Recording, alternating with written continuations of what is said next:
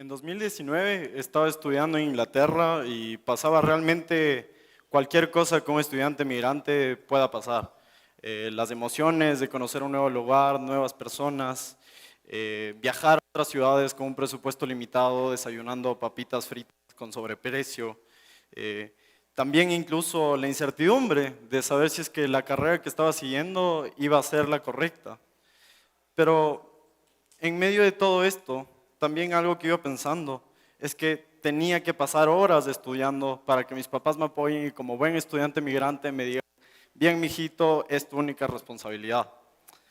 Y entre todo eso, que seguro a ustedes les pasó, y entre todo eso, lo que sí tenía muy claro es que yo quería emprender en tecnología. ¿Por qué? Bueno, por algunos motivos. Primero, por mi gusto por armar y desarmar cosas. Esa es la foto de uno de mis primeros Walkmans. Sin duda no fue el último que desarmé. También mi gusto por la computación, que de solo dar clic derecho en arreglar dispositivo, mis tíos me hicieron creer que era bueno y yo me lo creí. En tercer lugar, mi fanatismo por Steve Jobs, que llegó al punto que tengo algo similar a esto en mi pared, pero con el logo de Apple y ha causado risas y burlas incontenibles de mis amigos.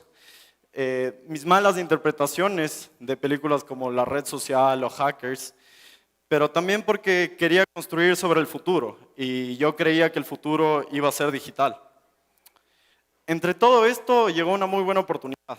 En medio de esto, unos amigos estaban construyendo un proyecto de salud mental que se llamaba Help the People. La idea era democratizar el acceso a servicios de salud mental por medio de la tecnología.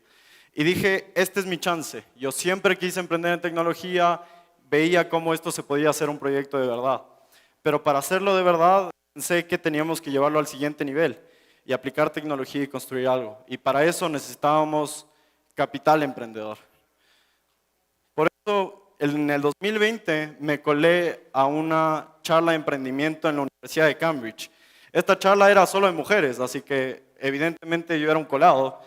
Y ahí también estaba Alex Van Sommeren. Alex Van Sommeren es un inversionista de capital emprendedor o venture capitalist y también un emprendedor leyenda en los 90 en el Reino Unido en seguridad informática.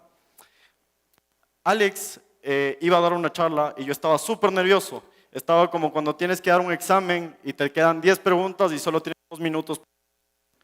Realmente no sabía qué iba a hacer.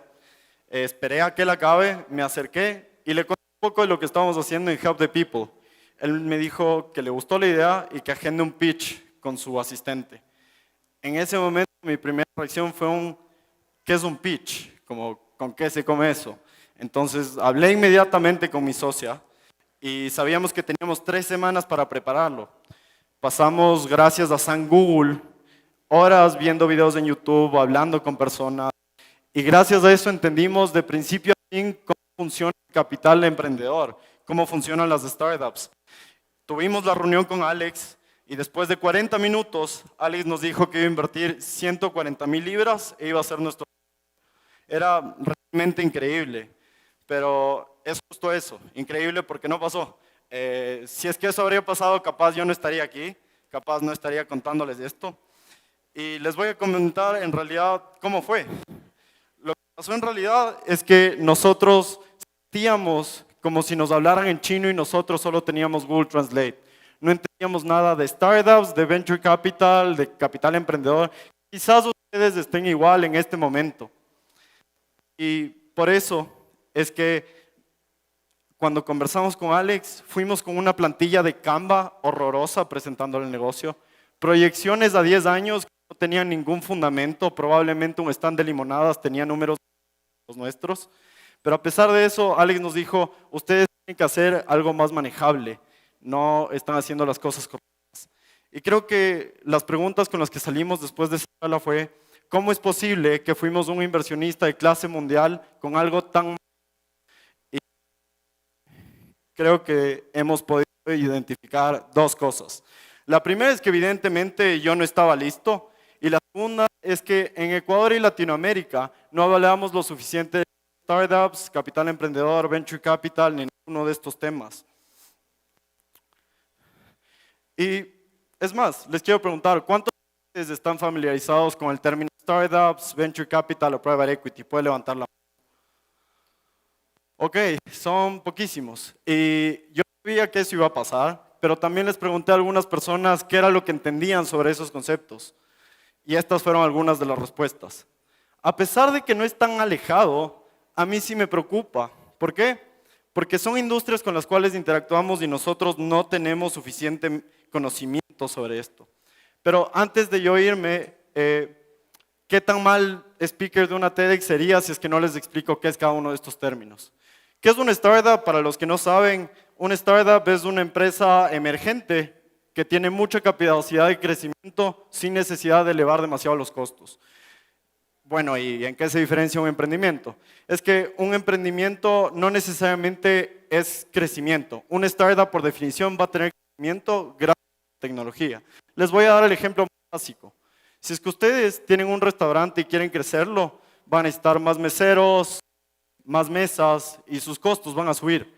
En cambio, una startup puede procesar, por ejemplo, de una, que seguro ustedes lo han utilizado, de una puede procesar millones de transacciones en un solo día sin necesidad de tener 1 millón de desarrolladores manteniendo el servidor todo el tiempo.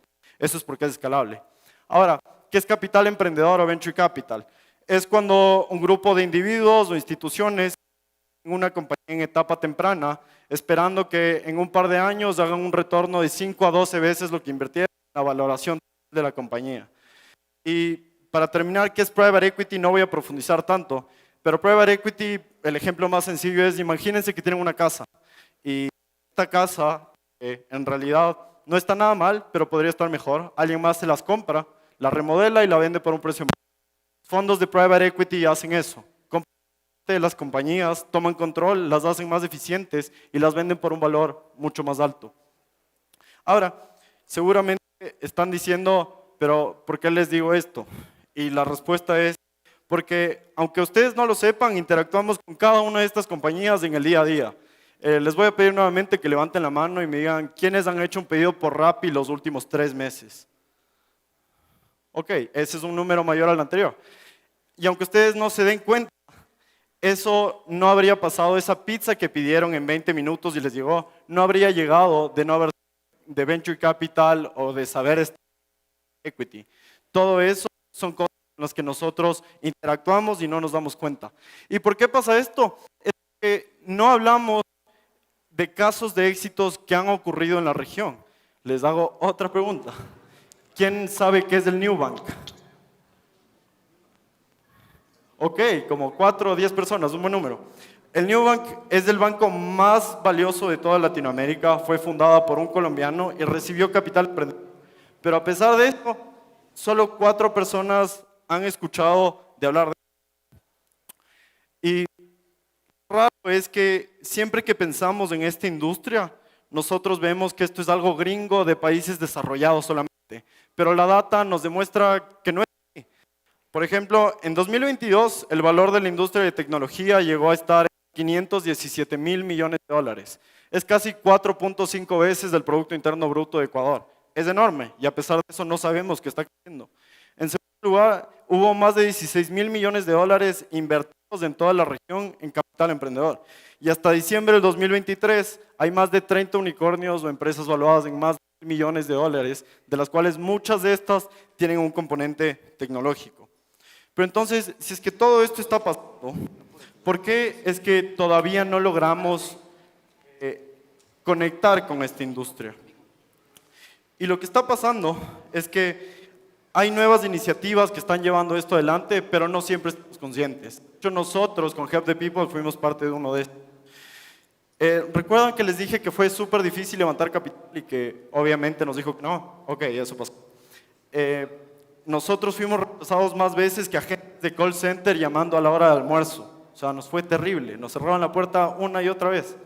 Pero las cosas empezaron a cambiar, de aprender de nuestros errores y ganar un poco de acción del mercado. Y recibimos inversión y seguimiento de una incubadora que se llama Startup Chile. Y esa experiencia, más allá de habernos dado un poco de capital para iniciar y de meternos en el ecosistema, también me hizo dar cuenta de uno de los problemas que tenemos en esta industria para que no siga adelante. Y ese problema es que no nos creemos el cuento de que en Ecuador podemos desarrollar esto. Cuando nosotros hablamos con allegados y les contábamos sobre nuestro progreso, lo que nos decían era, oye, pero ¿y cómo va ese hot pandémico, ese proyecto universitario, como si no fuera a ser capaz de crear un negocio serio y sostenible? Y cuando les preguntaba por qué veían eso, me decían, porque en Latinoamérica nosotros no construimos tecnología. Eso todavía no funciona acá. Y cambiar esa mentalidad es realmente difícil. Lo bueno es que hoy les tengo noticias. Después de haber aprendido un montón de lecciones con Help the People o PsyConnect, después de haber trabajado con el crack que llevó de 0 a 4 millones de usuarios en Creana y liderado el crecimiento de una incubadora de tecnología, creo que he encontrado algunas soluciones para que en Ecuador y Latinoamérica podamos crear compañías de tecnología global. La primera es que tenemos que en las aulas de colegios y universidades hablar más de startups y venture capital.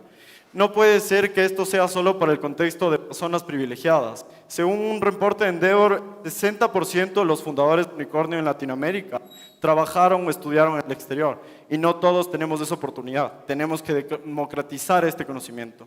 Además, el que volvamos a hablar de esto demasiado va a hacer que cree un efecto multiplicador y más personas quieran trabajar en tecnología. Como por ejemplo Rappi, que ha sido la incubadora para muchas otras empresas de tecnología al día de hoy. Segundo, tenemos que también promover caminos alternativos a la empresa tradicional. El software está comiendo el mundo hace años y por algún motivo aquí en Ecuador seguimos hablando de lo innovador que es que una empresa de supermercado lance su línea de marca blanca. Es tiempo de que veamos un poco más allá de qué se está construyendo afuera del Ecuador. Además, también tenemos que dar visibilidad sobre cuáles son las oportunidades profesionales que brinda esta industria. Por darles una idea, las habilidades y conocimientos al día de hoy en las universidades son para que vayas a un corporativo, a una multinacional, a un banco, que no lo tomen mal, son carreras sumamente deseadas y que tienen mucho sentido. Pero quizás ese mismo talento puede tener más impacto en pymes y startups e incluso puede tener un crecimiento profesional mucho más acelerado. En tercer lugar, otra de las soluciones es que tenemos que aprender de actores locales. En Ecuador ya tenemos casos de éxito. Que dije ecuatoriano, ya tiene una evaluación de más de $1.000 millones de dólares y tiene más de 600 empleados. A pesar de eso, no hablamos lo suficiente. El que demos visibilidad sobre esto nos va a conectar más al ecosistema. Pero esto no es fácil. Esto realmente es complicado y requiere mucho aprendizaje. Un ejemplo es Camila Zancanela. Trabajé con Camila Zancanela en Makers y la carrera de ella es interesante. Fue a la mejor universidad en Brasil, a la mejor universidad, a una de las mejores universidades de negocios en Europa y tuvo muchas ofertas al salir de ahí, corporativos, banca de inversión, pero ella decidió irse al mundo startup, tecnología, porque sentía que iba a tener mayor impacto y podía crecer rápidamente. Eso la llevó a Rappi, donde aprendió mucho más a profundidad de temas de venture capital o capital emprendedor. Y al día de hoy, Camila, con tan solo 27 años, es la fundadora de Domo. Domo es una empresa de inteligencia artificial que hace los procesos de cobranzas más eficientes. Y no solo eso, sino que Domo es la única compañía latinoamericana que ha sido invertida por Y Combinator este trimestre. Y Combinator es la mejor aceleradora del mundo, está en Silicon Valley y ha invertido en compañías como Rappi, Dropbox, Airbnb, Reddit y un montón más. Pero esto que suena fácil que hizo Camila, en realidad no es muy difícil. Ella tuvo que hacer mucho autoaprendizaje y motivarse para meterse en esta industria y conectar con personas del ecosistema. Por eso yo les invito hoy a que se cuestionen y se replanteen las aspiraciones sociales y educativas que tenemos. Es hora de exigir que en los planes educativos también cubramos temas de innovación, de startups y de venture capital. No puede ser posible que nos dejen de una revolución que no va a pasar, sino que está pasando ya y lleva mucho tiempo y nosotros nos seguimos quedando fuera. Además, también hay otra opción. Si es que todo esto falla, queda en nosotros como individuos tratar de empujarnos y conocer más sobre esto. Pero hay que pensar un poco también más allá del sueldo, más allá de la escalera corporativa y exigir a que los políticos y otras instituciones también puedan entender cuáles son los beneficios y cuál es el impacto de esta industria y crear instrumentos que permitan que en Ecuador podamos crear compañías de tecnología. Es hora también, finalmente, de creerse el cuento.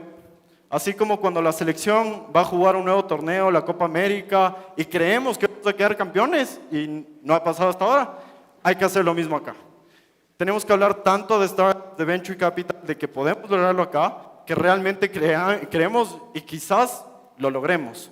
Pero si es que no hacemos estas cosas, estos serán los motivos por los cuales en Ecuador y Latinoamérica no vamos a crear compañías de tecnología global. Gracias.